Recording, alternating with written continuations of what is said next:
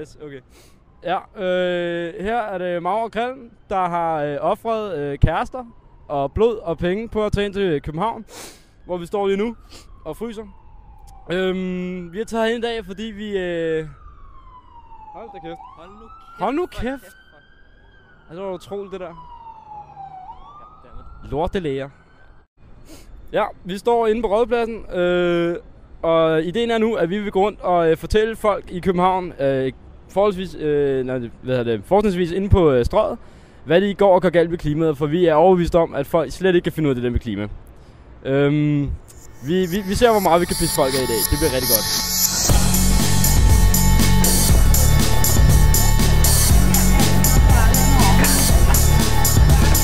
Ja, vi har så lige erfaret, at TDC, de havde ikke lyst til at snakke med os.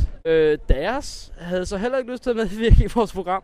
Ja, vi prøvede så også H&M, som er repræsenteret igennem det her neonhelvede, som ligger på Strøget. På trods af en sød medarbejders ihærdige indsats, så fik vi desværre heller ikke nogen optagelser derindfra, fordi alle de ansatte åbenbart taget i møde lige præcis, da vi kom. Ja, nu prøver vi inde hos Telia, som også ligger på Strøget, og ser om vi har mere held hos dem, end vi havde hos TDC.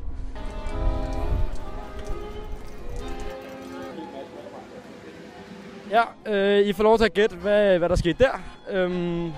Endnu en gang blev vi afvist. Det var dejligt.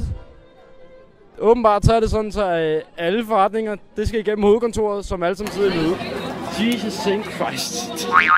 Fona, de synes heller ikke, at de vil snakke med os, medmindre vi skulle i kontakt med hovedkontoret, som nok heller ikke ville give sådan et bunde unge pojke som os lov til at komme ind og snakke med dem. Det vi nok egentlig vil snakke om, det er, hvorfor Fona har så ekstremt mange fjernsyn tændt hele tiden. Det er da utroligt.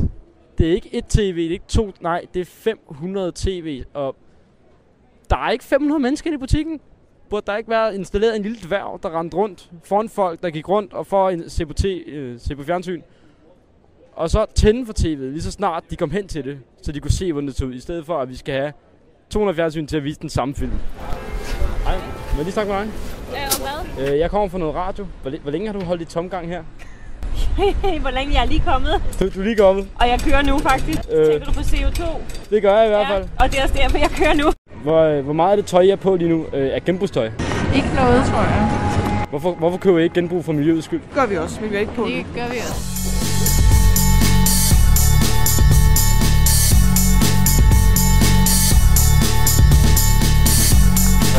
Ja, Christian og jeg, vi er nu trukket til det sidste sted, som vi regner med at få afslag, og det er hos Britta. Så vi befinder os for hvad? 6. gang i den her sækbutik, sammen med verdens rareste menneske.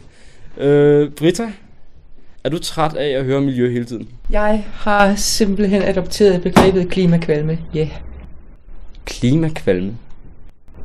Det lyder meget godt. Det lyder meget godt. Klimakvalme simpelthen. Nå, så vil jeg gerne vide, du har jo meget lys herinde til at oplyse de forskellige objekter, du har til salg.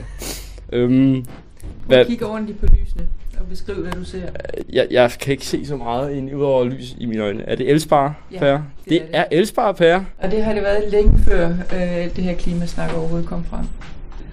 Det har det været længe før, at glødepæren blev afskaffet. Dog sådan, de kan gå ind. Ja. Hun har sgu lusket. Hun har taget os. Jeg kan jo ikke æde det her. For satan. Ja, her er det så Grillen og mig, der nyder en velfortjent middag i dag. For helvede, hvor det klamt, mand. Og vi har forsøgt at komme i kontakt med butikker og folk hele dagen. Det er gået af helvede til. Det eneste sted, vi ikke fik afslag, det var inde hos Britta. Det var også skide sjovt.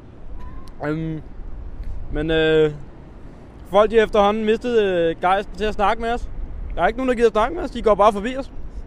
Så jeg tror, vi vender snuden hjem af nu. Selvfølgelig, når vi har spist vores gastronomiske udfoldelse her.